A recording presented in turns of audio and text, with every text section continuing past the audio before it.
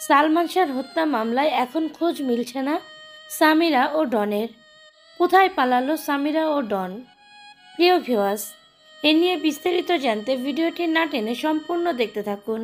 ঢালিউডের জনপ্রিয় নায়ক সালমান শাহর মৃত্যুর 29 বছর পর আদালতে অবশেষে হত্যা মামলার পরিচালনার নির্দেশ দিয়েছেন ঢাকা শহরের ৬ষ্ঠ অতিরিক্ত মহানগর দায়রা জজ জান্নাতুল ফেরদৌস ইবনে হক এ আদেশ দিয়েছেন। মামলাটিকে রমনা থানায় তদন্তের জন্য পাঠানো হয়েছে।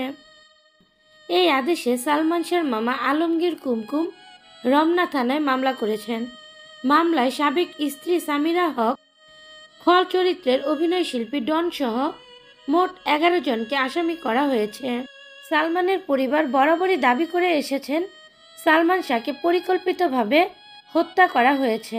মা নীলা চৌধুরীর অভিযোগ ছিল, তারা হত্যা মামলা করতে গেলে পুলিশ সেটিকে অপমৃত্যুর মামলা হিসেবে নথিভুক্ত করে। পুলিশ বলেছিলেন, অপমৃত্যুর মামলা তদন্তের সময় যদি বেরিয়ে আসে এটি হত্যাকাণ্ড, তাহলে সেটি স্বয়ংক্রিয়ভাবে হত্যা মামলায় মোড় নিবে। সালমানের মৃত্যুর পর বরাবরই সালমানের পরিবারের অভিযোগের তীর ছিল তার স্ত্রী সামিরার দিকে, আর সামিরা বরাবরই এটি অস্বীকার করেছেন। এদিকে সালমান শাহর মৃত্যুর ঘটনাকে হত্যা মামলা হিসেবে নির্দেশ দেওয়ার আগ পর্যন্ত সামিরার সঙ্গে কথা হয় একটি গণমাধ্যমের। এ ঘটনার পর গত 4 দিন ধরে সামিরার কোনো খোঁজ মিলছে না। সামিরা যে ফোন নাম্বার ব্যবহার করতেন তা বন্ধ পাওয়া যাচ্ছে। সরাসরি এবং হোয়াটসঅ্যাপে কোথাও তার সঙ্গে কথা বলা সম্ভব হচ্ছে না। অপরদিকে মামলায় অভিযুক্ত ডন হককে টানা কয়েকদিন ফোন কলে ও খুদেপত্র দেওয়ার পরও তিনি কোনো সাড়া দেননি।